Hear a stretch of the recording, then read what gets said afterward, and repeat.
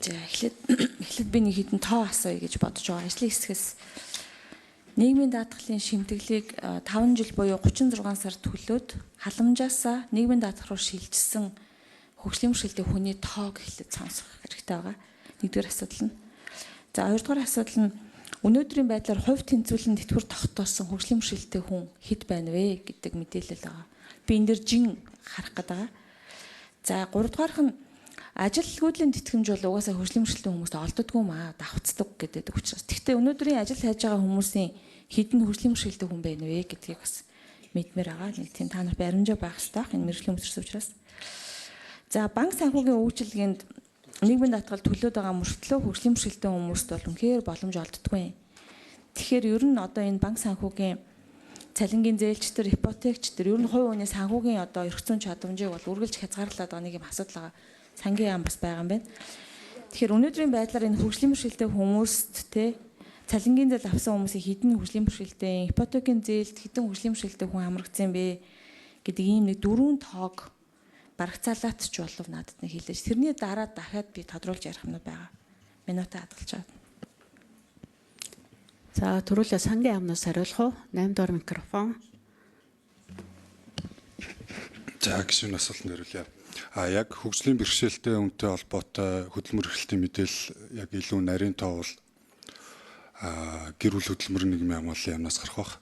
За ипотекийн зээлийн тухайд бол яг одоо миний бэлдэж ирсэн материал дээр яг энэтэй холбоотой мэдээлэл байхгүй байгаа учраас нарийн тоо хэлж чадахгүй нэ очлоо. За мөхцөл дарга хариулах уу? 2 дугаар микрофон.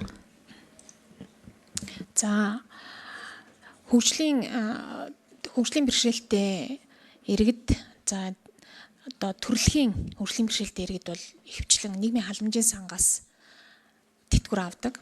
Нийгмийн халамжийн тэтгэвэр авдаг. За 2024 оноос өмнө үйлчилж байсан хуулийн дээр хөгжлийн бэрхшээлтэй иргэн 3 жил хөгжлийн бэрхшээлтэй босон шимтгэл төлсөн тохиолдолд ингээд нийгмийн даатгалын сан руу шилжиж болдог байсан. За жил ороод нэлээд тооны хүмүүс шилждэг байсан. Тэгээд энэ зохицуулт 2024 оны хуулиар бол өөрчлөгдсөн. За дэлгэрэнгүй тоо мэдээллийг нийгмийн даатгал ерөнхий газраас хариулна. За ажил хайж байгаа нийт ажил хайгчдын дунд хөгжлийн бэрхшээлтэй иргэдийн тоо харьцангуй цөөхөн байдаг. За энэ нь болохоор хөгжлийн бэрхшээлтэй иргэд ажил хайхгүй байна гэсэн үг биш.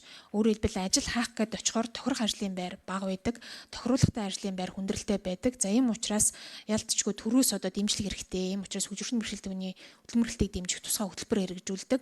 За хөгжлийн бэрхшээлтэй хүнийг авч ажиллуулсан тохиолдолд 12 сарын хугацаанд хөдөлмөрөөсний доод хэмжээтэй. За гүцэгээд хариулна. За 1 дугаар микрофон бачрал дарга.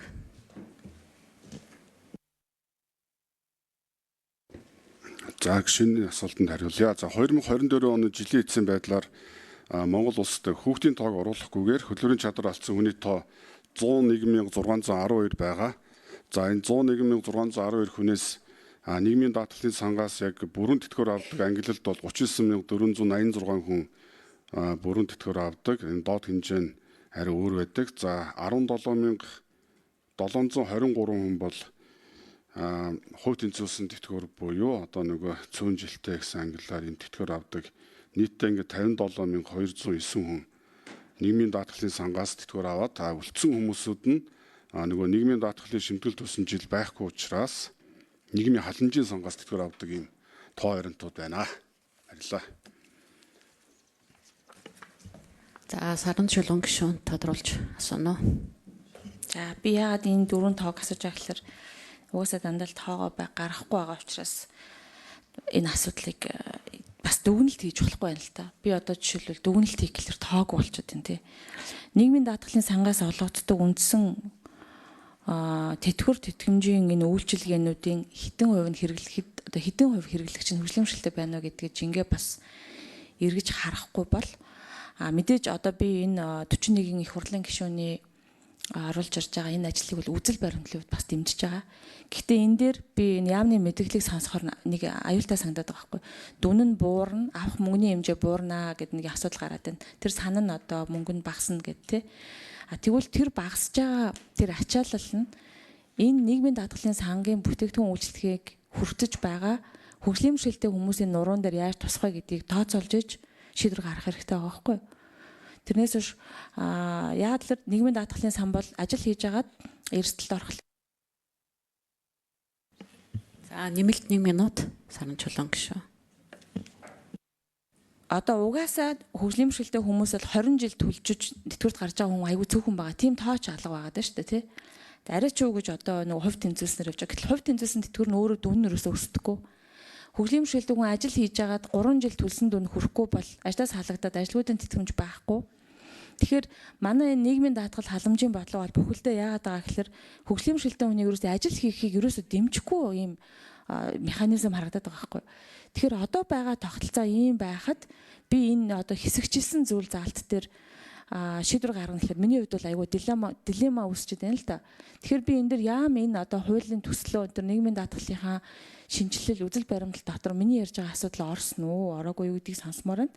Орвол нэг мөрсөн ингэж цэгцэлж хооронд уялдаа холбоотой хийх ярихгүй бол ажил хийж байгаа хүмүүс гэдэг одоо нэг масс дотор хөгжлийн бэрхшээлтэй хүмүүсээ бас хохироочихгүй гэдэг тийм болгоомжл байгаад байна. Энэ дээр бас тодруулга авмаар байна. За мөнхцөл дарга хариулна 2 дугаар микрофон. За Саран Чулуун гишүүний асуултанд хариулъя. За ер нь нийгмийн даатгалын үндсэн зорилго юу юм бэ? Яагаад ажил олгогч төлдөг юм бэ гэхээр энэ бол 1800-ад оноос гарч ирсэн Германы канцлер Бисмаркийн тогтолцоо тий. Бисмарко Beveridge гэж байгаад бүх гишүүд мэдж байгаа.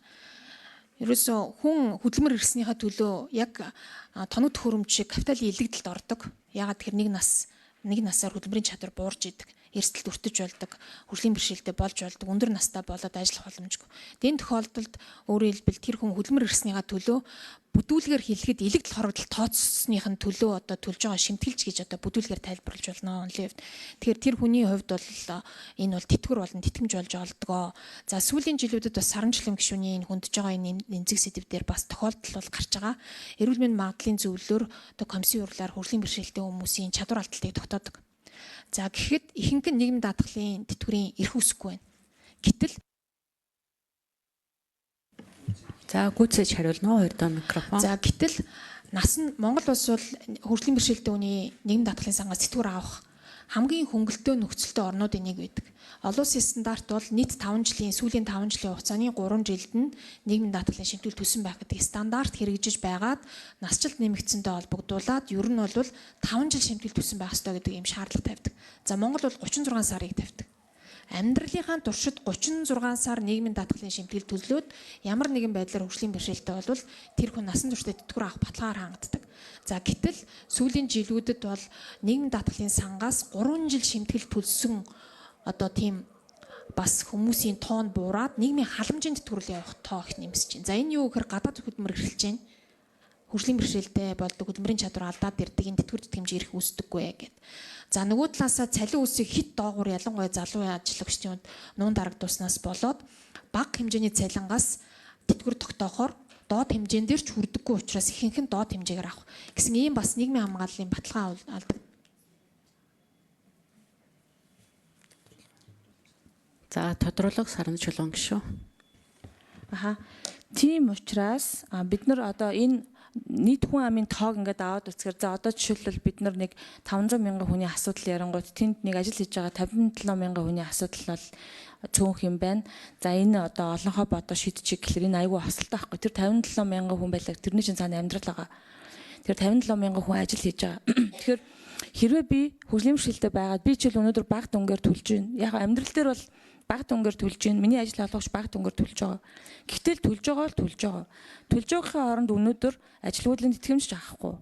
Байр орон сууц худалдаж авсны буцаалт ер нь одоо хүн амын татвар дээр ч тэр нийгмийн даатгал дээр ч тэр буцаах одоо бенефит буюу үр ашиг ерөөсөө байхгүй байгаа байхгүй. Тэгэхээр ер нь энэ бүхэл тогтолцоон дээр ийм одоо ээлгүй байгаа юмн дээр би яагаад байгаа вэ гэхээр хэсэгчилж ингэж орох нь зарчмын зөв боловч том тогтолцоогоо өөрчилж чадахгүй уламд ордуулад дунд нь хүмүүсийг хөрөхгүй гэдэг ийм болгоомжл надад. За баярлаа. За шижир гишүүн орж ирсэн бас асуулт асууя гэсэн нэрийн нэмээрээ. За ингээд